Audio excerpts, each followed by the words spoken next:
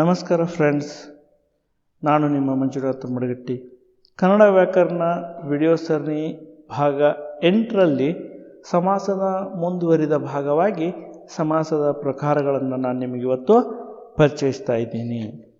ವಿಡಿಯೋದಲ್ಲಿ ಮುಂದುವರಿಯೋಕ್ಕಿಂತ ಮುಂಚೆ as usual ಆದಂಥ ನನ್ನ ಮನವಿ ನಿಮ್ಮಲ್ಲಿ, ಇದುವರೆಗೂ ಯಾರು ನನ್ನ ಚಾನಲ್ನ ಸಬ್ಸ್ಕ್ರೈಬ್ ಮಾಡಿಲ್ಲ ಅವರು ನನ್ನ ಚಾನಲ್ನ ಸಬ್ಸ್ಕ್ರೈಬ್ ಮಾಡಿಕೊಳ್ಳ್ರಿ, ಲೈಕ್ಸ್ ನೀಡಿ, ಕಮೆಂಟ್ಸು ಕೊಡಿ, ಹಾಗೆಯೇ ನಿಮ್ಮ ಫ್ರೆಂಡ್ಸ್ಗೆಲ್ಲರಿಗೂ ಶೇರ್ ಮಾಡಿ ಅಂತ ಹೇಳ್ತಾ ಬನ್ನಿ. ಹಾಗಾದರೆ ನಾವು ವಿಡಿಯೋದಲ್ಲಿ ಮುಂದುವರಿಯೋಣ.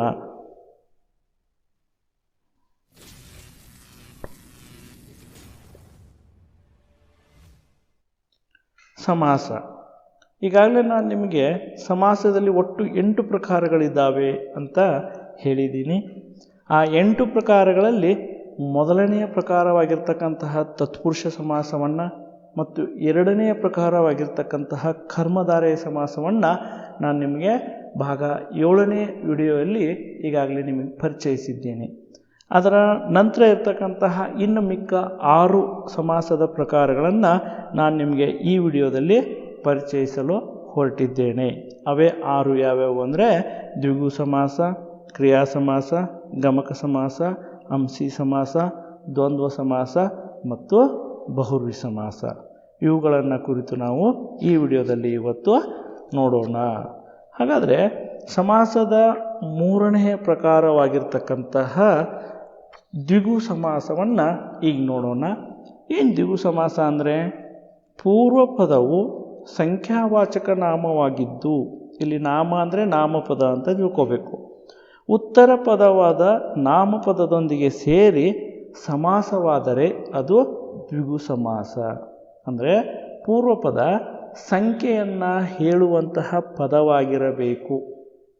ನೋಡಿ, ಒಂದು ಅಂದರೆ ಅದನ್ನು ಅಕ್ಷರಗಳಲ್ಲಿ 1 ಅಂತ ಬರೆದಿರಬೇಕು.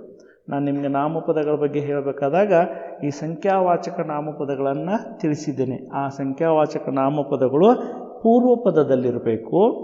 ಅವು ಉತ್ತರ ಪದದಲ್ಲಿರ್ತಕ್ಕಂತಹ ನಾಮಪದಗಳೊಂದಿಗೆ ಸೇರಿ ಸಮಾಸವಾದರೆ ಅದನ್ನು ನಾವೇನಂತ ಕರಿತೀವಿ? ದ್ವಿಗು ಸಮಾಸ ಅಂತ ಕರಿತೀವಿ. ಕೇಶಿರಾಜ ತನ್ನ ಶಬ್ದಮಣಿ ದರ್ಪಣದಲ್ಲಿ ಇದನ್ನು ನೆಲಸಿರೆ ಮೊದಲೋಳ್ ಸಂಖ್ಯೆಯದೇ ವಲಂ ದ್ವಿಗುವಕ್ಕುಂ ಎಂದು ಹೇಳಿದ್ದಾನೆ. ನೋಡಿ, ನೆಲಸಿರೆ ಮೊದಲೋಳ್ ಸಂಖ್ಯೆಯದೇ ಅಂದರೆ ಮೊದಲೋಳ್ ಅಂದರೆ ಪೂರ್ವ ಪದದಲ್ಲಿ, ನೆಲಸಿರೆ ಅಂದರೆ ಇದ್ದರೆ ಯಾವುದು ಸಂಖ್ಯಾವಾಚಕಗಳು, ಅದನ್ನೇನಂತ ಕರಿತೀವಿ ನಾವು? ದ್ವಿಗು ಸಮಾಸ ಅಂತ ಹೇಳಿದ್ದಾನೆ. ಉದಾಹರಣೆ ನೋಡ್ರಿ, 2 ಅಧಿಕ್ ಬಗೆ ಇಬ್ಬಗೆ. ನೋಡ್ರಿ, ಪೂರ್ವ ಪದವಾಗಿರೋದಿಲ್ಲಿ 2 ಸಂಖ್ಯೆಯನ್ನು ಹೇಳುವಂತಹ ಪದವಾಗಿದೆ. ಸಂಖ್ಯೆ ವಾಚಕ, ವಾಚಕ ಅಂದರೆ ಹೇಳೋದು, ಸಂಖ್ಯೆಯನ್ನು ಹೇಳುವ ಪದವಾಗಿದೆ 2 ಅಂತೇಳಿ. ಇದು ಉತ್ತರ ಪದವಾದ ಬಗೆ ಅದರ ಜೊತೆಗೆ ಸೇರಿಕೊಂಡು ಏನಾಗಿದೆ? ಇಬ್ಬಗೆ. ಇಲ್ಲಿ ಬಗೆ ಅಂದರೆ ಪ್ರಕಾರ ಅಂತ, ಇಬ್ಬಗೆ ಅಂದರೆ 2 ಪ್ರಕಾರ, 2 ರೀತಿಯಾದಂಥವು. ನೋಡ, 2 ಅಧಿಕ್ ಬದಿ ಇಬ್ಬದಿ. ಇಬ್ಬದಿಗಳಲ್ಲಿ 2 ಬದಿಗಳಲ್ಲಿ ಅಂತ ಅರ್ಥ. ನೋಡಿ, 2 ಅಧಿಕ್ ಮಾತು 2 ಮಾತು. 3 ಅಧಿಕ್ ಮಡಿ ಮುಮ್ಮಡಿ. ನೋಡಿ, ನಾವು ಒಂದೇ ವಂಶದ ರಾಜರ ಬಗ್ಗೆ ತಿಳಿಸ್ಬೇಕಾದಾಗ ನೋಡಲಿ, ಇಮ್ಮಡಿ ರಾಜಕುಮಾರ, 2 ಅಧಿಕ್ ಮಡಿ ಇಮ್ಮಡಿ, 2ನೆಯ ರಾಜ, ಇಮ್ಮಡಿ ಪುಲಿಕೇಶಿ, ಮುಮ್ಮಡಿ ಕೃಷ್ಣರಾಜ ಒಡೆಯರು. ನೋಡಿ, ಹೀಗೆ ಹೇಳ್ತೀವಿ. ಅಂದರೆ 3ನೇಯವರು, ಅವರು 3ನೇಯವರು, ಆ ವಂಶದಲ್ಲಿ ಅದೇ ಹೆಸರಿನ 3ನೇಯ ವ್ಯಕ್ತಿ, 3ನೇಯ ಅರಸ ಅಂತ ಅರ್ಥ. ಅದು 3 ಅಧಿಕ್ ಮಡಿ ಮುಮ್ಮಡಿ. 3 ಅಧಿಕ್ ಕಣ್ಣು ಮುಕ್ಕಣ್ಣು. ಈ ಸಮಾಸವನ್ನು ಅಬ್ಸರ್ವ್ ಮಾಡಿರಿ. ಇಲ್ಲಿ ಕಣ್ಣು ಮುಕ್ಕಣ್ಣು ಅಂತಿತ್ತು ಅಂದರೆ ದ್ವಿಗು ಸಮಾಸ, ಮುಕ್ಕಣ್ಣ ಅಂತಿತ್ತು ಅಂದರೆ ಬಹುರ್ವಿ ಸಮಾಸ. 3 ಅಧಿಕ್ ಕಣ್ಣು ಮುಕ್ಕಣ್ಣು, ಅಲ್ಲಿ ಉಕಾರಾಂತವಾಗಿರಬೇಕು ಸಮಾಸ ಪದ, ಅಂದರೆ ಅದು ದ್ವಿಗು ಸಮಾಸ.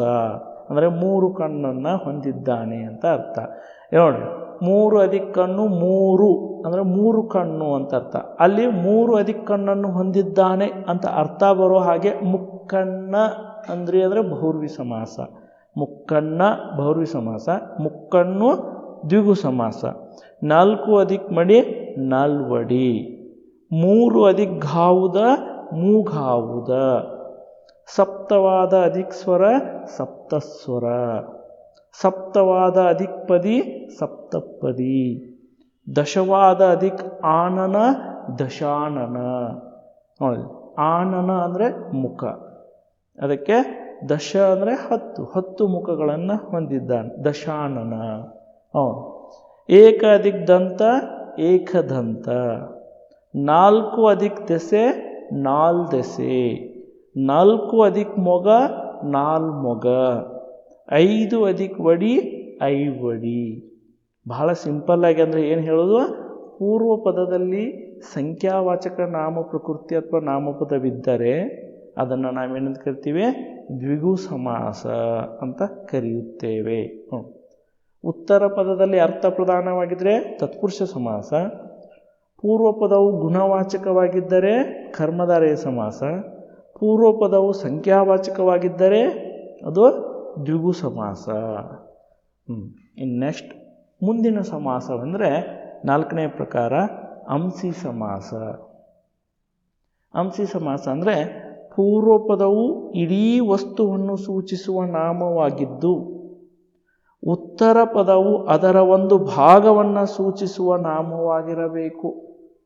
ಹೀಗೆ ಇವೆರಡೂ ಅಂದರೆ ಪೂರ್ವೋತ್ತರ ಪದಗಳೆರಡೂ ಸೇರಿ ಸಮಾಸವಾದರೆ ಅದನ್ನು ಅಂಸಿ ಸಮಾಸ ಅಂತ ಕರೆಯುತ್ತೇವೆ.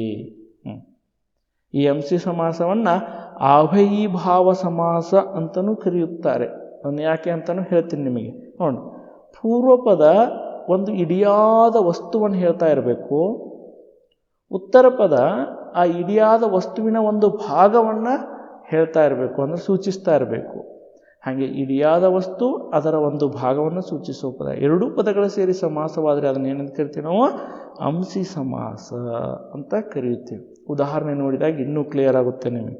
ಅದಕ್ಕಿಂತ ಮುಂಚೆ ಕೇಶಿರಾಜಾಸನ ಶಬ್ದಮಣಿ ದರ್ಪಣದಲ್ಲಿ ಇದನ್ನು ಹೀಗೆ ಹೇಳ್ತಾನೆ, ಆವಯಿ ಭಾವಂ ಆದಿಪದ ಮುಖ್ಯತೆಯಂ ಎಂದು ಹೇಳಿದ್ದಾನೆ. ಇದನ್ನು ಅಂಸಿ ಸಮಾಸವನ್ನು ಆವಯೀಭಾವ ಸಮಾಸ ಅಂತಲೂ ಕೂಡ ಕರೆಯುತ್ತಾರೆ. ಯಾಕೆ ಅನ್ನೋದನ್ನು ಕೂಡ ನಿಮಗಿಲ್ಲಿ ಕಾರಣ ಸಿಗ್ತದೆ ನೋಡ್ರಿ. ಈ ಸಮಾಸದಲ್ಲಿ ಅಂಶ ಅಂದರೆ ಒಂದು ಭಾಗ, ಅಂಶಿ ಅಂದರೆ ಆ ಅಂಶದ ಒಂದು ಭಾಗ. ಅಂಶ ಅಂದರೆ ಒಂದು ಭಾಗ, ಅಂಶಿ ಅಂದರೆ ಭಾಗದ ಒಂದು ಭಾಗ. ಇವೆರಡೂ ಭಾವ ಇರುವುದರಿಂದಲೇ ಇದನ್ನು ಅಂಶಾಂಶಿ ಸಮಾಸ ಅಥವಾ ಅಂಶಿ ಸಮಾಸ ಅಥವಾ ಆವಯೀಭಾವ ಸಮಾಸ ಎಂದು ಕರೆಯುತ್ತಾರೆ. ಅಂಶಾಂಶಿ ಭಾವ ಇರೋದರಿಂದ ಆವಯೀಭಾವ ಸಮಾಸ ಅಂತ ಕರೀತಾರೆ. ಅಂಶಾಂಶಿ ಸಂಬಂಧ ಇರೋದರಿಂದ ಇದನ್ನು ಅಂಶಿ ಸಮಾಸ ಅಂತ ಕರೆಯುತ್ತಾರೆ. ಏನಿದು ಅಂಶ ಮತ್ತು ಅಂಶಿ? ಏನು ಭಾವ? ಇಡಿಯಾದ ವಸ್ತು ಪೂರ್ವದಲ್ಲಿರಬೇಕು, ಅದರ ಒಂದು ಭಾಗ ಉತ್ತರದಲ್ಲಿರಬೇಕು. ಅವು ಎರಡು ಸೂಚಿಸುವಂಥ ಪದಗಳು ಸೇರಿದರೆ ಅಂಶಿ ಸಮಾಸವಾಗುತ್ತೆ. ಒಂದು ಉದಾಹರಣೆ ನೋಡಿ, ಪೂರ್ತಿ ಕ್ಲಿಯರ್ ಆಗುತ್ತೆ ನಿಮಗೊಂದ ಉದಾಹರಣೆ. ತಲೆಯ ಅಧಿಕ್ ಮುಂದೆ ಅದೇನಾಯಿತು, ಮುಂದಲೆ. ನೋಡ್ರಿ, ತಲೆ ಅನ್ನೋದು ಪೂರ್ತಿ ಅದ ಇಡಿಯಾದ ಒಂದು ವಸ್ತು, ಒಂದು ಅಂಶ, ಒಂದು ಭಾಗ. ಅದು ಈ ತಲೆಗೆ ಭಾಗಗಳು, ಈ ಒಂದು ಭಾಗದ ಉಪಭಾಗಗಳು ಅಂತ ಹೇಳ್ಬೋದು ನಾವು. ಅಂಶಿ ಅಂದರೆ ಹೇಗೆ? ತಲೆಯ ಮುಂದೆ, ತಲೆಯ ಹಿಂದೆ, ತಲೆಯ ಬಲಕ್ಕೆ, ತಲೆಯ ಎಡಕ್ಕೆ, ತಲೆಯ ಮೇಲೆ, ಹೀಗೆ ಇವಿಷ್ಟು ಭಾಗಗಳನ್ನು ನಾವು ಗುರುತಿಸ್ಬೋದು. ಈ ಇಷ್ಟು ಭಾಗಗಳಲ್ಲಿ ನಾವು ಯಾವ ಭಾಗವನ್ನು ಹೇಳ್ತಾ ಇದ್ದೀವಿ? ಉತ್ತರ ಪದದಲ್ಲಿ ಮುಂದೆ. ತಲೆ ಅನ್ನೋದು ಇಡಿಯಾದ ವಸ್ತು, ಒಂದು ಅಂಶ. ಅದರ ಒಂದು ಅಂಶದ ಒಂದು ಅಂಶ ಯಾವುದು ಅಂದರೆ ಒಂದು ಭಾಗದ ಭಾಗ ಯಾವುದು ಅಂದರೆ ಮುಂದೆ, ತಲೆಯ ಮುಂದೆ. ಇದೆರಡು ಸೇರೇನಾಯಿತು ಮುಂದಲೆ. ನೋಡಿ, ಭಾಗ ಅಧಿಕ್ ಭಾಗದ ಭಾಗ ಇವೆರಡು ಸೇರಿ ಅಂಶಿ ಸಮಾಸ. ಇನ್ನೊಂದು ನೋಡ್ರಿ, ಇದೇ ಸೇಮ್ ಪದವನ್ನೇ ತಗೊಂಡಿದ್ದೇನೆ ನಮ್ಗೆ ಇನ್ನೂ ಕ್ಲಿಯರ್ ಆಗಲಿ ನಿಮಗೆ ಅಂಥೇಳಿ. ತಲೆಯ ಅಧಿಕ್ ಹಿಂದೆ ಹಿಂದೆಲೆ. ನೋಡಿ, ಅದೇ ತಲೆ ಅನ್ನೋದು ಒಂದು ಭಾಗ, ಅದರ ಒಂದು ಭಾಗವನ್ನು ಮುಂದೆ ತಗೊಂಡು ಮುಂದೆಲೆ ಮಾಡಿದ್ವಿ, ಹಿಂದೆ ತಗೊಂಡು ಹಿಂದೆಲೆ. ಎಷ್ಟೇ ಸರಳ. ಏನು ಅಂದರೆ ಪೂರ್ವ ಪದ ಇಡಿಯಾದ ವಸ್ತುವಾಗಿರಬೇಕು, ಅಂದರೆ ಹೇಳುವಂಥ ಪದ ಆಗಿರಬೇಕು. ಉತ್ತರ ಪದ ಆ ಇಡಿಯಾದ ವಸ್ತುವಿನ ಒಂದು ಭಾಗವನ್ನು ಹೇಳುವಂಥ ಪದ ಆಗಿರಬೇಕು. ಅವೆರಡೂ ಅಂಶಾಂಶಿ ಭಾವದಿಂದ ಕೂಡಿ ಅರ್ಥ ಸ್ಪಷ್ಟವಾಗುವಂತಹ ಒಂದು ಸಮಾಸ ಪದವಾದರೆ ಅದನ್ನು ನಾವೇನಂತ ಕರಿತೀವಿ? ಅಂಶಿ ಸಮಾಸ ಅಂತ ಕರೆಯುತ್ತೇವೆ. ಇನ್ನೊಂದೆರಡು ಉದಾಹರಣೆ ನೋಡ್ರಿ. ನಾಲಿಗೆಯ ಅದಿಕ್ ತುದಿ ತುದಿ ನಾಲಿಗೆ.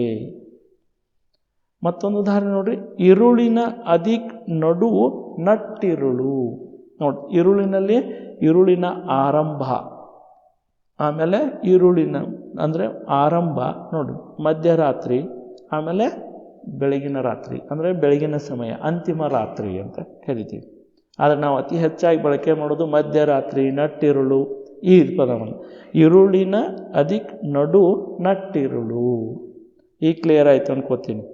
ಆಮೇಲೆ ಈ ಅಂಶಾಂಶಿ ಸಂಬಂಧವನ್ನು ಒಳಗೊಂಡಂಥ ಈ ಸಮಾಸ ಪದಗಳು ಸಮಸ್ತ ಪದಗಳ ಆಗುವಂತಹ ಸಂದರ್ಭದಲ್ಲಿ ನೀವು ಗಮನಿಸಬೇಕು ಒಂದು ಪಾಯಿಂಟು. ಪೂರ್ವ ಪದ ಉತ್ತರಕ್ಕೆ ಹೋಗ್ತದ, ಉತ್ತರ ಪದ ಪೂರ್ವಕ್ಕೆ ಬಂದು ಅಂದರೆ ಪಲ್ಲಟಗೊಂಡು ಸಮಾಸವಾಗುತ್ತದೆ. ಸಮಾಸ ಆಗುವಾಗ, ಸಮಸ್ತ ಪದವಾಗುವಾಗ ಪೂರ್ವ ಪದ ಉತ್ತರಕ್ಕೆ, ಉತ್ತರ ಪದ ಪೂರ್ವಕ್ಕೆ ಬಂದು ಅವೆರಡೂ ಬೆರೆತು ಸಮಾಸ ಪದವಾಗ್ತವೆ. ಉದಾಹರಣೆ ನೋಡ್ರಿ. ಕನ್ನಡದ ಅದಿಕ್ ನಡು ನಡುಗನ್ನಡ. ನೋಡಿ, ಕನ್ನಡದ, ಕನ್ನಡ ಅನ್ನೋದು ಒಂದು, ನಡು ಅನ್ನೋದು ಅದರ ಭಾಗ, ಹಳೆ ನಡು ಹೊಸ ಇವು ಅದರ ಒಂದೊಂದು ಭಾಗಗಳು. ಅವೆರಡನ್ನೂ ಸೇರಿಸಿದರೆ ನಡುಗನ್ನಡ ಸಮಾಸ ಪದ. ನೋಡ್ರಿ, ಫಸ್ಟ್ ನಡು ಬಂದಿದೆ, ಆ ನಂತರ ಕನ್ನಡ ಬಂದದ. ಅಂದರೆ ಇದನ್ನೇ ಹೇಳೋದು, ಪೂರ್ವ ಪದ ಉತ್ತರಕ್ಕೆ, ಉತ್ತರ ಪದ ಪೂರ್ವಕ್ಕೆ ಪಲ್ಲಟಗೊಂಡು ಸಮಾಸವಾಗುತ್ತದೆ. ಈ ಪಾಯಿಂಟ್ ಯಾಕೆ ಗಮನಿಸಬೇಕು ಅಂದರೆ, ಅಂಶಿ ಸಮಾಸದ ಒಂದು ಪದವನ್ನು ಕೊಟ್ಟು ವಿಗ್ರಹಿಸಿ ಬರೆದಿರುವ ಸಮಾಸವನ್ನು ಸರಿಯಾಗಿ ಗುರುತಿಸ್ರಿ ಅಂದಾಗ ನೀವು ಅಲ್ಲಿ ಕನ್ನಡದ ಅದಿಕ್ ನಡು ನಡುಗನ್ನಡ ಅಂತಿರ್ತದ, ಇದು ಉಲ್ಟಾ ಪಲ್ಟಾ ಅದ, ಇದು ಸರಿ ಇಲ್ಲ ಅಂದ್ಕೊಂಡು ನೀವು ಕನ್ನಡ ನಡು ಅಂತ ಇದ್ದದನ್ನು ಗುರುತಿಸಿದರೆ ನೀವು ತಪ್ಪಾಗ್ತೀರಾ. ಅದಕ್ಕೆ ಹುಬ್ಬಿನ ಅದಿಕ್ ಕುಡಿ ಕುಡಿ ಹುಬ್ಬು, ಮೂಗಿನ ಅದಿಕ್ ತುದಿ ತುದಿ ಮೂಗು, ಕುರುಳಿನ ಅದಿಕ್ ಮುಂದೆ ಮುಂಗುರುಳು. ಕುರುಳು ಅಂದರೆ ಕೂದಲು. ಝಾವದ ಅದಿಕ್ ಮುಂದೆ ಮುಂಜಾವು, ಮನೆಯ ಅದಿಕ್ ನಡು ನಡುಮನೆ. ಇನ್ನೊಂದಷ್ಟು ನೋಡ್ರಿ. ಅಹಣ್ಣನ ಅದಿಕ್ ಪೂರ್ವ ಪೂರ್ವಾಹ್ನ. ಅಹಣ್ಣ ಅಂದರೆ ಬೆಳಕು, ಹಗಲು ಅಂದಂಗೆ.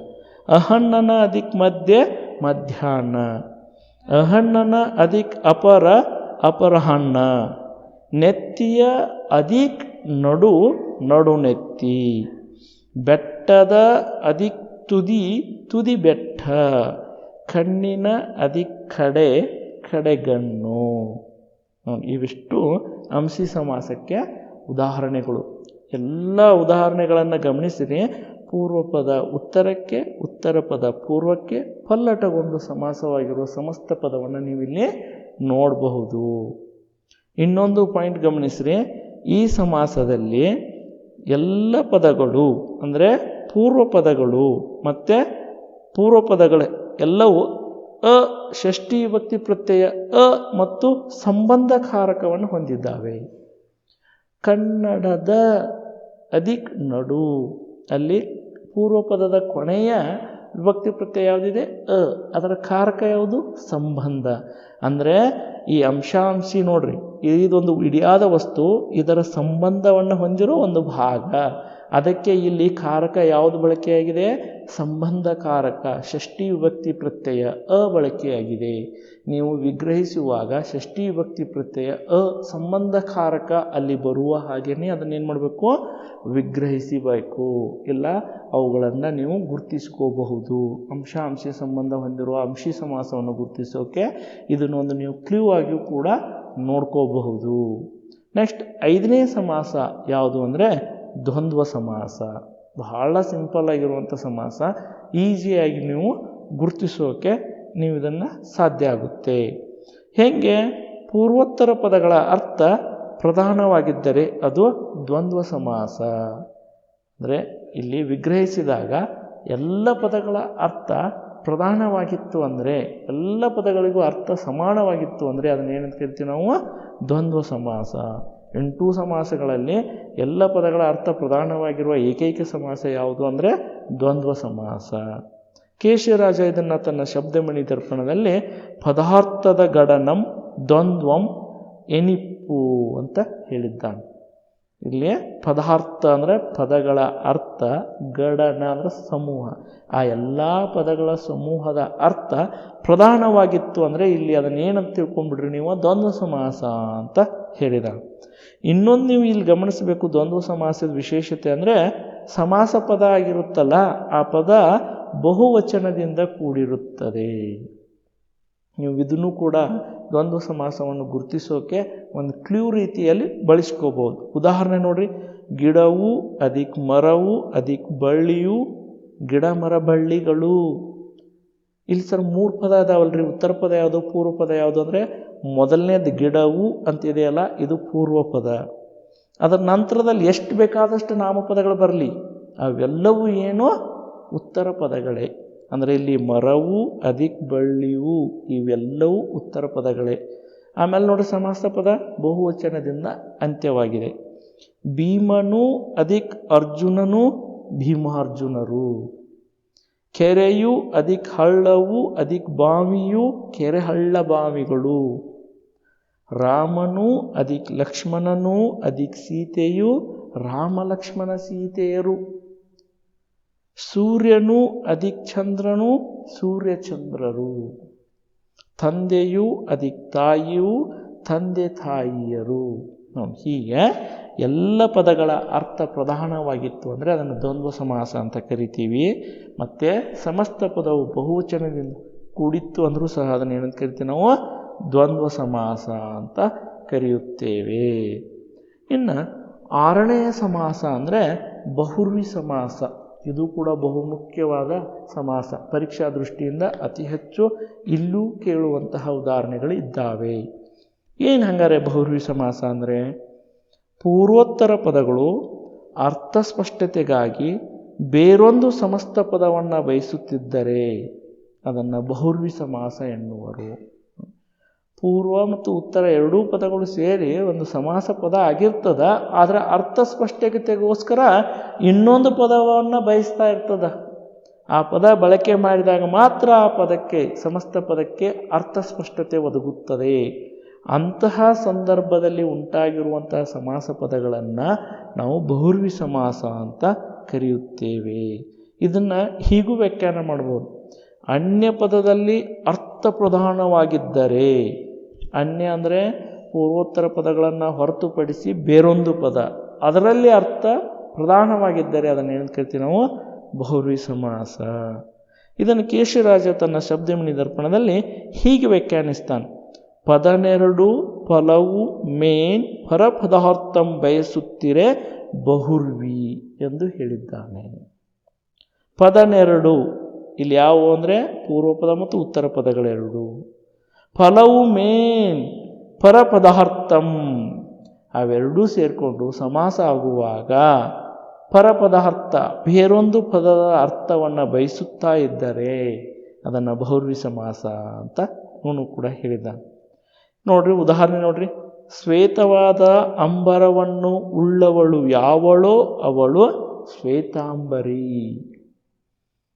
ಇದನ್ನು ಹೀಗೇನೆ ವಿಗ್ರಹಿಸಿ ಬರೀತಾರೆ. ಇದನ್ನು ಬಿಟ್ಟು ಇನ್ನೂ 2 ರೀತಿಯಲ್ಲೂ ವಿಗ್ರಹಿಸಿ ಬರೀತಾರೆ. ಅವುಗಳನ್ನು ಹೇಳ್ತೀನಿ ನಾನು. ನೋಡ್ರಿ, ಶ್ವೇತವಾದ ಅಂದರೆ ಬಿಳಿಯ, ಅಂಬರ ಅಂದರೆ ಬಟ್ಟೆ. ಬಿಳಿಯ ಬಟ್ಟೆಯನ್ನು ಉಟ್ಟವಳು ಯಾರೋ ಅವಳನ್ನು ಮಾತ್ರ ನಾವೇನಂತ ಕರಿತೀವಿ, ಶ್ವೇತಾಂಬರಿ ಅಂತ ಕರೆಯುತ್ತೇವೆ. ಜೈನ ಸಮುದಾಯದಲ್ಲಿ ಮಾತಾಜಿ ಅನ್ನೋ ಒಂದು ಪಂಗಡನೇ ಇದೆ, ಅವನು ಮಾತಾಜಿ ಅಂತ ಕರೀತಾರೆ. ಅವರು ಬಿಳಿಯ ಬಟ್ಟೆಗಳನ್ನೇ ಮಾತ್ರ ಉಡುತ್ತಾರೆ, ಅವರಿಗೆ ಮಾತ್ರ ಶ್ವೇತಾಂಬರಿ ಅನ್ನುವಂತಹ ಪದವನ್ನು ನಾವಿಲ್ಲಿ ಬಳಸ್ತೀವಿ. ಇನ್ನೊಂದು ಉದಾಹರಣೆ ನೋಡ್ರಿ, 3 ಅಧಿಕ್ ಕಣ್ಣು ಅಧಿಕ್ ಉಳ್ಳವ ಮುಕ್ಕಣ್ಣ. ನೀವು ದ್ವಿಗು ಸಮಾಸ ಹೇಳುವಾಗ ಹೇಳಿ, ಮುಕ್ಕಣ್ಣು ದ್ವಿಗು ಸಮಾಸ, 3 ಅಧಿಕ್ ಕಣ್ಣು ಅದ. ಇಲ್ಲಿ 3 ಅಧಿಕ್ ಕಣ್ಣು ಅಧಿಕ್ ಉಳ್ಳವ ಮುಕ್ಕಣ್ಣ, ಇದು ಶಿವ. ಮುಕ್ಕಣ್ಣ ಅಂದರೆ ಯಾರು, ಶಿವ. 3 ಕಣ್ಣನ್ನು ಹೊಂದಿದವನು ಯಾರು ಅಂದರೆ ಶಿವ. ನೋಡಿ, ಮುಕ್ಕಣ್ಣ ಅನ್ನುವಂಥ ಪದದ ಅರ್ಥ ಸ್ಪಷ್ಟತೆಗಾಗಿ ಶಿವ ಅನ್ನುವಂತಹ ಒಂದು ಪದಾರ್ಥದ ಅರ್ಥವನ್ನು ನಾವಿಲ್ಲಿ ಬಯಸ್ತಾ ಇದ್ದೇವೆ. ಹೀಗೆ ಇದನ್ನು ವಿಗ್ರಹಿಸಿ ಬರೆಯೋದು ಇದು 2ನೇ ರೂಪ. ಮೇಲೆದೊಂದು ನೋಡಿದ್ರಿ, ಈಗ ಇದು 2ನೇದು. ಇನ್ನೂ ಒಂದು ರೀತಿಯಲ್ಲಿ ಬರೀತಾರೆ. ಹೆಂಗೆ, ತಂಪಾದ ಕದಿರು ಉಳ್ಳವ ತಂಗದಿರ್ ಅಂದರೆ ಚಂದ್ರ. ತಂಪಾದ ಕದಿರು ಅಂದರೆ ಕಿರಣಗಳು, ತಂಪಾದ ಕಿರಣಗಳನ್ನು ಹೊಂದಿದವನು ಯಾರು? ಅವನೇ ತಂಗದಿರ್ ಅಂದರೆ ಚಂದಿರ. ವೀಣೆಯನ್ನು ಪಾಣಿಯಲ್ಲಿ ಉಳ್ಳವಳು ವೀಣಾಪಾಣಿ ಸರಸ್ವತಿ. ಚಕ್ರವನ್ನು ಪಾಣಿಯಲ್ಲಿ ಉಳ್ಳವ ಚಕ್ರಪಾಣಿ ಕೃಷ್ಣ. ಪಾಣಿ ಅಂದರೆ ಬೆರಳು. ಮದುವೆ ಸಂದರ್ಭದಲ್ಲಿ ಪಾಣಿಗ್ರಹಣ ಮಾಡ್ರಿ ಅಂತ ನೋಡಿ, ಬೆರಳಿಗೆ ಕಿರು ಬೆರಳನ್ನು ಗಟ್ಟಿಯಾಗಿ ಸೇರಿಸಿ ಹಿಡಿಯುವುದು ಪಾಣಿಗ್ರಹಣ ಅಂತ ಕರೀತಾರೆ. ಹಾಗೆ ಇಲ್ಲಿ ಪಾಣಿ ಅಂದರೆ ಬೆರಳು, ಅಂದರೆ ಬೆರಳಿನಲ್ಲಿ ವೀಣೆಯನ್ನು ಹೊಂದಿದವಳು ಅಂದರೆ ಬೆರಳಿನಿಂದ ನುಡಿಸುವವಳು. ಕೃಷ್ಣ ಬೆರಳಿನಲ್ಲಿ ಸುದರ್ಶನ ಚಕ್ರವನ್ನು ಹೊಂದಿರ್ತಾನೆ. ಇವಿಷ್ಟೇ ಅಲ್ಲದೆ ಇನ್ನೂ ಒಂದಷ್ಟು ಉದಾಹರಣೆಗಳನ್ನು ನೋಡ್ರಿ, ನಿಮ್ಗೆ ಇನ್ನೂ ಚೆನ್ನಾಗಿ ಅರ್ಥ ಆಗುತ್ತೆ. ಹಣೆಯಲ್ಲಿ ಅಧಿಕ್ ಕಣ್ಣು ಅಧಿಕ್ ಉಳ್ಳವ ಹಣೆಗಣ್ಣ ಅಂದರೆ ಶಿವ. ಹಣೆಯಲ್ಲಿ ಕಣ್ಣನ್ನು ಹೊಂದಿದವನು.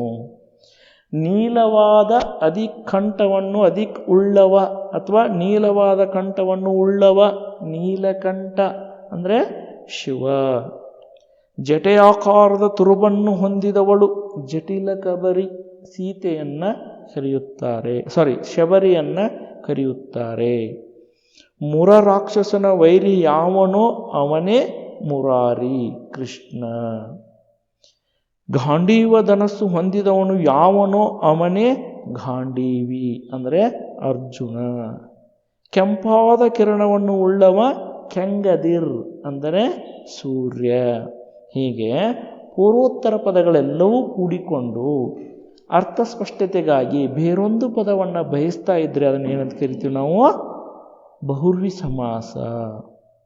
ಇಲ್ಲಿ ನೀವು ಗಮನಿಸಬೇಕು, ಈ ಸಮಾಸ ಪದವು ಸ್ತ್ರೀಲಿಂಗದಲ್ಲಿ ಸಮಾಸ ಪದ ಆಗಬೇಕಾಗಿತ್ತು ಅಂದರೆ ಅದು ಇಕಾರಾಂತವಾಗಿರಬೇಕು. ಪುಲ್ಲಿಂಗದಲ್ಲಿ ಅಕಾರ ಇಲ್ಲವೇ ಇಕಾರ ಅಂತ್ಯವಾಗಿರಬೇಕು. ಇಲ್ದಿದ್ರೆ ಅದು ಬೇರೊಂದು ಸಮಾಸಕ್ಕೆ ಉದಾಹರಣೆಯಾಗುತ್ತದೆ. ಈಗ ನೋಡ್ರಿ, ಒಂದು ಜಟಿಲ ಕಬರಿ ಈ ಬಂದಿದೆ, ಶಬರಿ ಅಂದರೆ ಇಕಾರಾಂತವಾಗಿದೆ. ಹೌದು. ಹಣೆಗಣ್ಣ ಇದು ಶಿವ, ಇದು ಬಹುರ್ವಿ ಸಮಾಸ. ಹಣೆಗಣ್ಣು ದ್ವಿಗು ಸಮಾಸ, ಅದು ಕರ್ಮಧಾರೆಯ ಸಮಾಸ. ಹಣೆ ಅಧಿಕ್ ಕಣ್ಣು, ಹಣೆಗಣ್ಣು ಅಲ್ಲಿ ಅಕಾರಾಂತವಾಗಿರೋದ್ರಿಂದ ಬಹುರ್ವಿ ಸಮಾಸಕ್ಕೆ ಉದಾಹರಣೆ ಆಗಿದೆ. ಉಕಾರಾಂತವಾಗಿತ್ತು ಅಂದರೆ ಕರ್ಮಧಾರೆಯ ಸಮಾಸಕ್ಕೆ ಉದಾಹರಣೆಯಾಗುತ್ತೆ. ಹಣೆಗಣ್ಣು. ನೀಲಕಂಠ ಇದು ಅಕಾರಾಂತವಾಗಿದೆ ಶಿವ. ಮುರಾರಿ ಇಕಾರಾಂತವಾಗಿದೆ ಬಹುರ್ವಿ ಸಮಾಸ. ಹೀಗೆ ಈ ಬಹುರ್ವಿ ಸಮಾಸದ ಸಮಸ್ತ ಪದಗಳು ಅಥವಾ ಸಮಾಸ ಪದಗಳು ಸ್ತ್ರೀಲಿಂಗ ರೂಪವನ್ನು ಪಡ್ಕೊಂಡಿದ್ರೆ ಇಕಾರಾಂತವಾಗಿರಬೇಕು. ಪುಲ್ಲಿಂಗ ರೂಪವನ್ನು ಪಡ್ಕೊಂಡಿದ್ರೆ ಅಕಾರ ಇಲ್ಲವೇ ಇಕಾರಾಂತವಾಗಿರಬೇಕು. ಅಂದರೆ ಮಾತ್ರ ಅವರು ಬಹುರ್ವಿ ಸಮಾಸಕ್ಕೆ ಉದಾಹರಣೆಯಾಗುತ್ತವೆ. ಇದನ್ನು ಕೂಡ ನೀವು ಒಂದು ಕ್ಲೂ ಆಗೇನೆ ಕೂಡ ಬಳಸ್ಕೋಬಹುದು. ನೆಕ್ಸ್ಟ್ ಮುಂದಿನ ಸಮಾಸ ಅಂದರೆ ಕ್ರಿಯಾ ಸಮಾಸ. ಹೆಸರೇ ಸೂಚಿಸ್ತಾ ಇದೆ ಕ್ರಿಯಾ ಸಮಾಸ ಅಂತ. ಹಿಂಗಂದ್ರೆ ಏನು? ಪೂರ್ವ ಪದವು ಹೆಚ್ಚಾಗಿ ದ್ವಿತೀಯ ವಿಭಕ್ತಿಯಾಂತ ನಾಮವಾಗಿದ್ದು ಉತ್ತರ ಪದವಾದ ಧಾತುವಿನೊಂದಿಗೆ ಸೇರಿ ಸಮಾಸವಾದರೆ ಅದು ಕ್ರಿಯಾ ಸಮಾಸ. ಅಂದರೆ ಪೂರ್ವ ಪದದಲ್ಲಿರುವಂತಹ ನಾಮಪದ 100ಕ್ಕೆ 90% ದ್ವಿತೀಯ ವಿಭಕ್ತಿಯನ್ನು ಪಡ್ಕೊಂಡಿರುತ್ತದೆ. ಅಂತಹ ಪೂರ್ವಪದ ಉತ್ತರ ಪದದಲ್ಲಿರುವ ಧಾತುವಿನೊಂದಿಗೆ, ಧಾತು ಅಂದರೆ ಕ್ರಿಯಾಪದದ ಮೂಲ ರೂಪ, ಕ್ರಿಯೆಯನ್ನು ಸೂಚಿಸುವ ಪದವಾಗಿರುತ್ತದೆ, ಕ್ರಿಯಾಪದದ ಮೂಲ ರೂಪವಾಗಿರ್ತದೆ. ಆ ಪದದೊಂದಿಗೆ ಸೇರಿ ಸಮಾಸವಾದರೆ ಅದನ್ನು ಏನಂತ ಕರಿತೀವಿ ನಾವು? ಕ್ರಿಯಾ ಸಮಾಸ. ಇದನ್ನು ಕೇಶಿರಾಜ ತನ್ನ ಶಬ್ದಮಣಿ ದರ್ಪಣದಲ್ಲಿ ವಿದಿತಂ ಕ್ರಿಯಾ ಸಮಾಸಂ ಮೊದಲೋಳ್ ಕಾರಕಮುಂ ಅಗ್ರದೋಳ್ ಕ್ರಿಯೆಯುಂ ಎಂದು ಹೇಳಿದ್ದಾನೆ. ಧಾತುವಿನೊಂದಿಗೆ ಸೇರಿ ನಾಮಪದವು ಅದರ ಜೊತೆಗೆ ಅದು ಬೆರೆತಾಗ ಸಮಾಸವಾದರೆ ಅದನ್ನು ಏನಂತ ಕರಿತೀವಿ ನಾವು? ಕ್ರಿಯಾ ಸಮಾಸ. ಇಲ್ಲಿ ಮೊದಲೋಳ್ ಅಂದರೆ ಪೂರ್ವಪದ ನಾಮಪದವಾಗಿರುತ್ತದೆ, ದ್ವಿತೀಯ ವಿಭಕ್ತಿಯನ್ನು ಹೊಂದಿರ್ತದೆ. ಅದು ಅಗ್ರದೋಳ್ ಅಂದರೆ ಉತ್ತರ ಪದದಲ್ಲಿರುವ ಧಾತುವಿನೊಂದಿಗೆ ಸೇರ್ತದೆ. ಅವೆರಡರ ಬೆರಿಕೆಯಿಂದ ಉಂಟಾಗಿರುವ ಸಮಸ್ತ ಪದ ಕ್ರಿಯಾ ಸಮಾಸಕ್ಕೆ ಉದಾಹರಣೆಯಾಗುತ್ತೆ ಅಂತ ಹೇಳ್ತಾನೆ. ಉದಾಹರಣೆ ನೋಡ್ರಿ, ವಿಷವನ್ನು ಅಧಿಕ್ ಕುಡಿ ವಿಷ ಕುಡಿ. ವಿಷವನ್ನು ಅನ್ನೋದು ದ್ವಿತೀಯ ವಿಭಕ್ತಿಯಿಂದ ಕೂಡಿರುವ ನಾಮಪದ. ಕುಡಿ ಅನ್ನೋದು ಕ್ರಿಯಾಪದದ ಮೂಲ ರೂಪ ಅಂದರೆ ಧಾತು. ಇದು ಕ್ರಿಯೆಯನ್ನು ಸೂಚಿಸ್ತಾ ಇದೆ. ಅದೆರಡೂ ಸೇರಿ ಏನಾಯಿತು, ವಿಷ ಕುಡಿ. ಹೀಗೆ ಸಮಾಸ ಪದ ಆಗುವಾಗ ಈ ಪೂರ್ವಪದದ ವಿಭಕ್ತಿ ಪ್ರತ್ಯಯ ಏನಿದೆಯಲ್ಲ ಅಣ್ಣು, ಅದು ಲೋಪವಾಗುತ್ತದೆ. ಅದನ್ನು ನೀವು ಗಮನಿಸಬೇಕು. ನೋಡಿ, ಇದು ದ್ವಿತೀಯ ವಿಭಕ್ತಿ ಅನ್ನು ಹೊಂದಿರುವ ನಾಮಪದ, ಕುಡಿ ಅನ್ನೋ ಧಾತು, ಎರಡು ಸೇರಿ ಕ್ರಿಯಾ ಸಮಾಸ. ಇನ್ನೊಂದಷ್ಟು ಉದಾಹರಣೆ ನೋಡ್ರಿ, ಕೈಯನ್ನು ಅಧಿಕ್ ಮುಗಿ ಕೈ ಮುಗಿ, ಕಣ್ಣನ್ನು ಅಧಿಕ್ ತೆರೆ ಕಂದೆರೆ, ಬಿಲ್ಲನ್ನು ಅಧಿಕ್ ಎತ್ತು ಬಿಲ್ಲೆತ್ತು, ಬೆನ್ನನ್ನು ಅಧಿಕ್ ಹತ್ತು ಬೆಂಬತ್ತು. ಎಲ್ಲ ನೋಡ್ರಿ, ಕುಡಿ, ಮುಗಿ, ತೆರೆ, ಎತ್ತು, ಹತ್ತು ಇವೆಲ್ಲವೂ ಕ್ರಿಯೆಯನ್ನು ಸೂಚಿಸುವ ಧಾತುಗಳಾಗಿದ್ದಾವೆ. ಪೂರ್ವ ಪದಗಳೆಲ್ಲವೂ ಕೂಡ ದ್ವಿತೀಯ ವಿಭಕ್ತಿಯನ್ನು ಹೊಂದಿರುವಂತಹ ಏನಾಗಿದ್ದಾವೆ, ವಿಭಕ್ತಿ ಅಂದರೆ ದ್ವಿತೀಯ ವಿಭಕ್ತಿಯಿಂದ ಕೂಡಿರುವ ನಾಮಪದಗಳಾಗಿದ್ದಾವೆ. ಆದರೆ ಸಮಾಸ ಆಗುವಾಗ ದ್ವಿತೀಯ ವಿಭಕ್ತಿ ಪ್ರತ್ಯಯ ಅಣ್ಣು ವಿಭಕ್ತಿ ಪ್ರತ್ಯಯ ಏನಾಗಿದೆ, ಲೋಪವಾಗಿದೆ. ಅದನ್ನು ಗಮನಿಸಿ. ಇನ್ನೂ ಸಾಕಷ್ಟು ಉದಾಹರಣೆಗಳನ್ನು ಕೊಡ್ತೀನಿ, ಎಲ್ಲನೂ ಅಬ್ಸರ್ವ್ ಮಾಡಿ. ಇದೇ ಹಿನ್ನೆಲೆಯಲ್ಲಿ ವಿಷವನ್ನು ಅಧಿಕಾರು ವಿಷಕಾರು. ನೋಡ್ರಿ, ದ್ವಿತೀಯ ವಿಭಕ್ತಿ ನಾಮ, ಧಾತು, ಕ್ರಿಯಾ ಸಮಾಸ. ಮೈಯನ್ನು ಅಧಿಕ್ ತಡವಿ ಮೈದಡವಿ, ತಲೆಯನ್ನು ಅಧಿಕ್ ಕೊಡವಿ ತಲೆಗೊಡವಿ, ಕಣ್ಣನ್ನು ಅಧಿಕ್ ಮುಚ್ಚಿ ಕಣ್ಮುಚ್ಚಿ, ದಾರಿಯನ್ನು ಅಧಿಕ್ ತೋರು ದಾರಿದೋರು. ಈಗ ನೋಡ್ರಿ, 100ಕ್ಕೆ 90ರಷ್ಟು ದ್ವಿತೀಯ ವಿಭಕ್ತಿಯಿಂದ ಕೂಡಿರ್ತದ ಅಂತ ಹೇಳಿದ್ದೆ. ಇನ್ನು 10% ಬೇರೆ ವಿಭಕ್ತಿಗಳು ಬರ್ತಾವೆ ಅಂತ ಅರ್ಥ. ಅದು ಅವುಗಳಿಗೂ ಉದಾಹರಣೆಗಳನ್ನು ಇಲ್ಲಿ ಇಟ್ಟಿದ್ದೀನಿ ನೋಡ್ರಿ. ನೀರಿನಿಂದ ಇಂದ ತೃತೀಯ ವಿಭಕ್ತಿ ಇದೆ, ಕೂಡಿ ನೀರ್ಗೂಡಿ. ಕಣ್ಣಿನಿಂದ ಅಧಿಕ್ಕೆಡು ಕಂಗೆಡು, ನೀರಿನಿಂದ ಅಧಿಕ್ ಮಿಂದು ನೀರ್ಮಿಂದು, ಕಾವ್ಯದ ಅಧಿಕ್ ರಚನೆ ಕಾವ್ಯ ರಚನೆ. ಷಷ್ಠಿ ವಿಭಕ್ತಿ ಪ್ರತ್ಯಯ. ಇಲ್ಲಿ ಗಮನಿಸ್ಬೇಕು ನೀವು, ಈ ಸಮಾಸ ಪದವು ನಾಮವಾಗಿರದೆ ಧಾತು ಆಗಿಯೇ ಮುಂದುವರಿಯುತ್ತದೆ. ವಿಷಕಾರು, ಮೈದಡವಿ, ತಲೆಗೊಡವಿ, ಕಣ್ಮುಚ್ಚಿ, ದಾರಿದೋರು ಇವುಗಳನ್ನು ನಾವು ವಾಕ್ಯಗಳಲ್ಲಿ ಕ್ರಿಯಾಪದದ ರೀತಿಯಲ್ಲೇ ಬಳಸ್ತೀವಿ. ಹೀಗಾಗಿ ಸಮಾಸದಲ್ಲಿ ಇವು ಬಳಕೆಯಾಗಿದ್ದರೂ ಸಹ ಕ್ರಿಯಾರ್ಥವನ್ನೇ ಒಳಗೊಂಡು ಮುಂದುವರಿತಿರೋದ್ರಿಂದ, ಅಂದರೆ ಸಮಾಸ ಪದಗಳಾಗಿರೋದ್ರಿಂದ, ಅದೇ ರೀತಿಯಾಗಿ ವಾಕ್ಯಗಳಲ್ಲಿ ಬಳಕೆ ಆಗ್ತಿರೋದ್ರಿಂದ ಈ ಸಮಾಸಕ್ಕೆ ಕ್ರಿಯಾ ಸಮಾಸ ಅಂತಲೇ ಹೆಸರು ಬಂದಿದೆ. ಅಂದರೆ ಕ್ರಿಯೆಯಿಂದ ಕೂಡಿರುವಂತಹ ಸಮಾಸ ಸಮಸ್ತ ಪದವನ್ನು ನೀವೇನಾದರೂ ಗುರುತಿಸಿದ್ದೇ ಆದರೆ ಈಸಿಯಾಗಿ ಪರೀಕ್ಷೆಯಲ್ಲಿ ನೀವು ಗುರುತಿಸ್ಬೋದು. ಅದು ಕ್ರಿಯಾ ಸಮಾಸ ಅಂತ ಹೇಳಿ. ಅದನ್ನು ವಿಗ್ರಹಿಸಿ ಬರೆಯುವಾಗ ಮಾತ್ರ ಅದು ದ್ವಿತೀಯ ವಿಭಕ್ತಿಯ ಹಂತವಾಗಿ ಇರುವಂಗೆ ಅತಿ ಹೆಚ್ಚಿನ ಗಮನವನ್ನು ನೀವು ಹರಿಸಬೇಕು. ಅದು ಇಂಪಾರ್ಟೆಂಟು. ನೆಕ್ಸ್ಟ್ ಇನ್ನು ಮುಂದಿಂದು 8ನೇ ಸಮಾಸ ಅಂದರೆ ಗಮಕ ಸಮಾಸ. ಇದು ನೋಡ್ರಿ, ಪೂರ್ವ ಪದವು ಸರ್ವನಾಮ, ಗುಣವಚನ, ಕೃದಂತ ಮತ್ತು ಸಂಖ್ಯಾವಾಚಕಗಳಲ್ಲಿ ಯಾವುದಾದರೂ ಒಂದಾಗಿದ್ದು ಉತ್ತರ ಪದವಾದ ನಾಮದೊಂದಿಗೆ ಸೇರಿ ಸಮಾಸವಾದರೆ ಅದುವೇ ಗಮಕ ಸಮಾಸ. ಪೂರ್ವ ಪದದಲ್ಲಿ ಸರ್ವನಾಮನಾದರೂ ಇರ್ಬೋದು, ಇಲ್ಲ ಗುಣವಚನ ಆದರೂ ಇರ್ಬೋದು, ಇಲ್ಲ ಕೃದಂತ ಇರ್ಬೋದು, ಇಲ್ಲ ಸಂಖ್ಯಾವಾಚಕ ಇರ್ಬೋದು. ಇವು 4ರಲ್ಲಿ ಯಾವುದಾದ್ರೂ ಒಂದಿರಬೇಕು. ಅವು ಉತ್ತರ ಪದದಲ್ಲಿರುವ ನಾಮಪದದೊಂದಿಗೆ ಸೇರಿ ಸಮಾಸವಾದರೆ ಅದನ್ನು ಏನಂತ ಕರಿತೀವಿ ನಾವು, ಗಮಕ ಸಮಾಸ ಅಂತ ಕರೆಯುತ್ತೇವೆ. ಕೇಶಿರಾಜನು ತನ್ನ ಶಬ್ದಮಣಿ ದರ್ಪಣದಲ್ಲಿ ಇದನ್ನು ಈ ರೀತಿಯಾಗಿ ಹೇಳ್ತಾನೆ: ಜನಿಸುಗುಂ ಸಂಖ್ಯಾ ಸರ್ವನಾಮ ಗುಣವಚನ ಕೃತ್ಪೂರ್ವಂ ಗಮಕಂ ಎಂದು ಹೇಳಿದ್ದಾನೆ.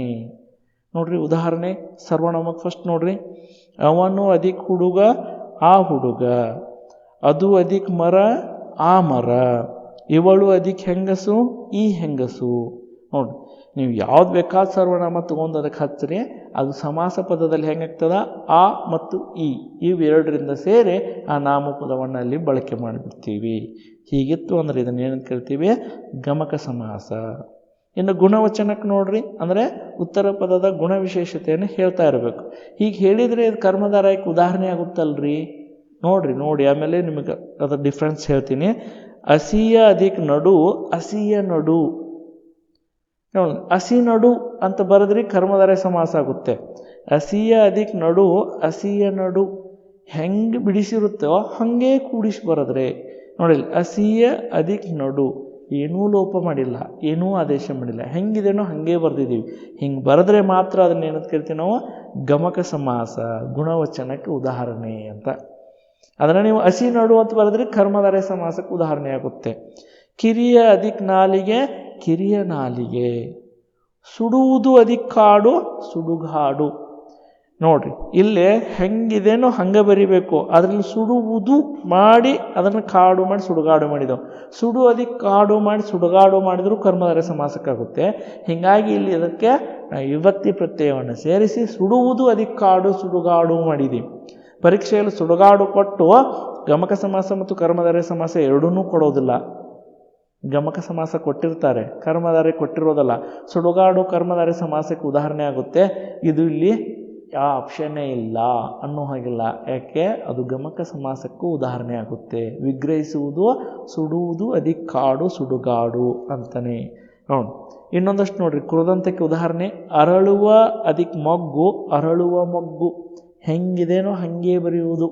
ವಿಗ್ರಹಿಸಿದಲ್ಲಿ ಹೆಂಗಿದೇನೋ ಸಮಸ್ತದಲ್ಲೂ ಹಾಗೆ ಬರೆಯುವುದು. ಅಂದರೆ ವಿಗ್ರಹ ವಾಕ್ಯದಲ್ಲಿರುವ ಹಾಗೆಯೇ ಸಮಾಸ ಪದದಲ್ಲೂ ಬರೆಯುವುದು ಅಂತ ಅರ್ಥ. ಉರಿಯುವ ಅದಿಕ್ ಬಿಸಿಲು, ಉರಿಯುವ ಬಿಸಿಲು. ಪಾಡುವ ಅದಿಕ್ ತುಂಬಿ, ಪಾಡುವ ತುಂಬಿ. ಕೃದಂತ ಅಂದರೆ ಹೇಳಿದ್ದೀನಿ ನಿಮ್ಗೆ ಆಗಲೇ, ನಾನು ಲಾಸ್ಟ್ ವಿಡಿಯೋದಲ್ಲಿ ಅದ್ರ ಬಗ್ಗೆ ಸಂಕ್ಷಿಪ್ತ ಮಾಹಿತಿಯನ್ನು ಕೊಟ್ಟಿದ್ದೀನಿ. ಕೃದಂತ ಅನ್ನೋದು ದೊಡ್ಡ ಟಾಪಿಕ್ಕು. ಅದ್ರ ಬಗ್ಗೆ ನಿಮಗೆ ಹೆಚ್ಚಿನ ವಿವರಣೆಯನ್ನು ಮುಂದಿನ ವಿಡಿಯೋದಲ್ಲಿ ನಾನು ಕೊಡ್ತೀನಿ. ಆದರೆ ಈಗ ಗಮನಿಸಿ, ಅದು ಹೆಂಗಿರುತ್ತೆ ಅಂದರೆ ಒಂದು ಕ್ರಿಯೆಯನ್ನು ಹೊಂದಿರುತ್ತೆ. ಅರಳುವ, ಉರಿಯುವ, ಪಾಡುವ. ಪಾಡುವ ಅಂದರೆ ಹಾಡುವ ಅನ್ನೋ ಈ ರೀತಿಯಾಗಿ. ಇನ್ನು ಸಂಖ್ಯಾವಾಚಕ ಇಲ್ಲೂ ಗಮನಿಸಿ, ಸ್ವಲ್ಪ ಹೆಚ್ಚು ಕಡಿಮೆ ಆದರೆ ದ್ವಿಗುಕ್ಕೆ ಉದಾಹರಣೆ ಆಗುತ್ತೆ. ಇದು 20 ಅಧಿಕ 6 26. ಅಲ್ಲಿ ದ್ವಿಗುದಲ್ಲಿ ಪೂರ್ವಪದ ಮಾತ್ರ ಸಂಖ್ಯಾವಾಚಕವಾಗಿರುತ್ತದೆ. ಇಲ್ಲಿ ಪೂರ್ವೋತ್ತರ ಪದಗಳೆರಡೂ ಸಂಖ್ಯಾವಾಚಕವಾಗಿರ್ತವೆ. 100 ಅಧಿಕ 10 110. ಹೀಗೆ ಪೂರ್ವಪದದಲ್ಲಿ ಸರ್ವನಾಮ, ಗುಣವಚನ, ಕೃದಂತ, ಸಂಖ್ಯಾವಾಚಕ ಯಾವುದಾದ್ರೂ ಒಂದಿದ್ದು ಉತ್ತರ ಪದದ ನಾಮದೊಂದಿಗೆ ಸೇರಿ ಅದು ಸಮಾಸವಾದರೆ ಅದನ್ನು ಏನಂತ ಕರಿತೀವಿ ನಾವು, ಗಮಕ ಸಮಾಸ. ಈ ಗಮಕ ಸಮಾಸದ ವಿಶೇಷತೆ ಅಂದರೆ ಈ ಸಮಾಸ ಪದವು ಬಿಡಿ ಬಿಡಿಯಾಗಿರುವುದೇ ಇದರ ವಿಶೇಷತೆ. ನೋಡ್ರಿ, ಅರಳುವ ಮಗ್ಗು, ಅರಳುವ ಮಗ್ಗು. ಪಾಡುವ ತುಂಬಿ, ಪಾಡುವ ತುಂಬಿ. ಹೇಗೆ ಇಲ್ಲದೆ ಹೋದರೆ ಇದು ಕರ್ಮಧಾರಯ ಸಮಾಸಕ್ಕೆ ಉದಾಹರಣೆಯಾಗುತ್ತದೆ. ಹೀಗಾಗಿ ಈ ಗಮಕ ಸಮಾಸವನ್ನು ಕರ್ಮಧಾರಯ ಅಥವಾ ದ್ವಿಗು ಸಮಾಸದ ಒಂದು ಪ್ರಭೇದ ಅಂತ ನಮ್ಮ ವೈಯಾಕರಣಿಕರು ಪರಿಗಣಿಸುತ್ತಾರೆ. ಇದನ್ನು ಕೂಡ CET-ಯಲ್ಲಿ ಕೇಳಬಹುದು. ಗಮಕ ಸಮಾಸವನ್ನು ಈ ಸಮಾಸದ ಒಂದು ಪ್ರಭೇದ ಅಂತೇಳಿ ಪರಿಗಣಿಸಬಹುದು. ಅಂದರೆ ಅದು ಕರ್ಮಧಾರಯ ಅಥವಾ ದ್ವಿಗು ಸಮಾಸಕ್ಕೆ. ಈ ಸಮಾಸವನ್ನು ಕೇಶಿರಾಜ ತನ್ನ ಶಬ್ದಮಣಿ ದರ್ಪಣದಲ್ಲಿ ಕನ್ನಡದ ಅಸಾಧಾರಣ ಲಕ್ಷಣಗಳಲ್ಲಿ ಒಂದಾಗಿದೆ ಎಂದು ಹೇಳಿದ್ದಾನೆ. ಅಸಾಧಾರಣ 8 ಅಸಾಧಾರಣ ಲಕ್ಷಣಗಳನ್ನು ಕೇಶಿರಾಜ ತನ್ನ ಶಬ್ದಮಣಿ ದರ್ಪಣದಲ್ಲಿ ಹೇಳ್ತಾನೆ. ಸಾಧಾರಣ ಪದಕ್ಕೆ ವಿರುದ್ಧ ಪದ ಅಸಾಧಾರಣ. ಅಂದರೆ ಬೇರೆ ಯಾವ ವ್ಯಾಕರಣಗಳಲ್ಲೂ ಇಲ್ಲದೇ ಇರುವಂತಹ ವಿಶೇಷವಾದ ಲಕ್ಷಣದ ಪರಿಕಲ್ಪನೆಗಳಿರುವ ಈ ಅಂಥ ಅಂಶಗಳು. ಇವು ಕನ್ನಡದಲ್ಲಿ 8 ಗುರುತಿಸಿದ್ದಾನೆ ಇಂಥ ಅಸಾಧಾರಣ ಲಕ್ಷಣಗಳನ್ನು ಕೇಶಿರಾಜ. ಅವುಗಳಲ್ಲಿ ಒಂದು ಯಾವುದು ಅಂದರೆ ಗಮಕ ಸಮಾಸ ಅಂತ ಹೇಳಿದ.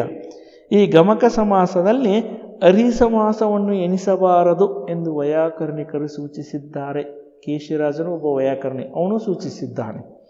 ಏನು ಅರಿ ಸಮಾಸ ಅಂದರೆ ಈಗ ತಕ್ಷಣಕ್ಕೆ ಹೇಳ್ತೀನಿ ನಿಮಗೆ, ಹಾಗೆ ನೋಡ್ರಿ. ಗಮಕ ಸಮಾಸದಲ್ಲಿ ಮಾತ್ರ ಅರಿ ಸಮಾಸವನ್ನು ನಾವು ಗುರುತಿಸಬಾರ್ದು, ಗುರುತಿಸಿದ್ರೂ ಕೂಡ ಅದನ್ನು ಮಾನ್ಯ ಮಾಡಬೇಕು, ಒಪ್ಕೋಬೇಕು ಅಂತ ಹೇಳ್ತಾನೆ. ಹಾಗಾದರೆ ಅರಿ ಸಮಾಸ ಹೇಳ್ತೀನಿ ಈಗ.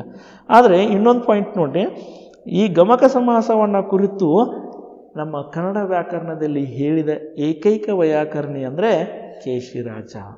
ಅದು ಯಾವ, ತನ್ನ ಶಬ್ದಮಣಿ ದರ್ಪಣ ಗ್ರಂಥದಲ್ಲಿ. ಬರ್ರಿ, ಹಾಗಾದರೆ ಅರಿ ಸಮಾಸ ಅಂದರೆ ಏನು? ಕನ್ನಡ ಪದಗಳೊಂದಿಗೆ ಸಂಸ್ಕೃತ ಪದಗಳನ್ನು ಸೇರಿ ಸಮಾಸ ಮಾಡಿದರೆ ಅದನ್ನು ಅರಿ ಸಮಾಸ ಎನ್ನುವರು. 10ನೇ ಶತಮಾನದಿಂದ ಅದಕ್ಕಿಂತ ಮುಂಚಿನಿಂದ ಎಲ್ಲ ಗ್ರಂಥಗಳನ್ನು, ಎಲ್ಲ ಮಹಾಕಾವ್ಯಗಳನ್ನು ಗುರುತಿಸ್ಕೊಂಡು ಬಂದ್ರಿ ಅಂದರೆ ನೀವು ಸಂಸ್ಕೃತದ ಪ್ರಭಾವಕ್ಕೆ ಒಳಪಟ್ಟು ಕಾವ್ಯ ರಚನೆಗಳಾಗಿರುವುದನ್ನು ಗುರುತಿಸ್ತೀವಿ.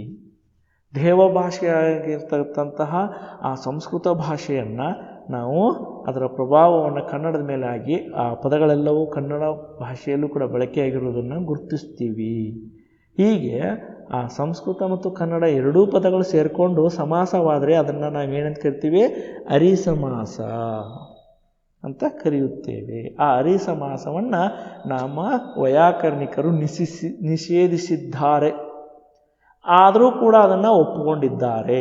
ಯಾವ ಯಾವ ಸಂದರ್ಭಗಳಲ್ಲಿ ಅರಿಸಮಾಸವನ್ನು ಒಪ್ಪಿಕೊಂಡಿದ್ದಾರೆ ಅವುಗಳನ್ನು ಲಿಸ್ಟ್ ಮಾಡಿ ಹೇಳ್ತೀನಿ ನೋಡ್ರಿ. ಅರಿಸಮಾಸವನ್ನು ಈ ಕೆಳಕಂಡ ಸಂದರ್ಭಗಳಲ್ಲಿ ನಮ್ಮ ವೈಯಾಕರಣಿಕರು ಮಾನ್ಯ ಅಂದರೆ ಒಪ್ಪಿಕೋತಾರೆ. ಯಾವುದು ಅಂದರೆ ಸಮಾಸದಲ್ಲಿ ವಿಭಕ್ತಿ ಪ್ರತ್ಯಯಗಳು ಲೋಪವಾಗದೇ ಇದ್ದರೆ ಅಂತಹ ಅರಿಸಮಾಸ ಮಾನ್ಯ. ಯಾವುದು? ಗಮಕ ಸಮಾಸ. ಗಮಕ ಸಮಾಸದಲ್ಲಿ ವಿಗ್ರಹದಲ್ಲಿ ಹೆಂಗಿರುತ್ತೆ ಹಾಗೆ ಸಮಾಸದ ಪದದಲ್ಲೂ ಕೂಡ ಬರಿತಾ ಇದ್ದೀವಿ. ಹಾಗಾಗಿ ಅದು ಕೂಡ ಗಮಕ ಸಮಾಸದಲ್ಲಿ ಅರಿಸಮಾಸವನ್ನು ಎಣಿಸಬಾರದು ಅಂತ ಹೇಳಿದ್ದು ಇದೇ ಕಾರಣಕ್ಕೆ. ದೇವನೂರು, ದೇವಿಕೊಪ್ಪ ಮುಂತಾದ ಊರುಗಳ ಹೆಸರುಗಳನ್ನು ನಾವು ಇಲ್ಲಿ ಇದಕ್ಕೆ ಉದಾಹರಣೆಯಾಗಿ ಕೊಡಬಹುದು.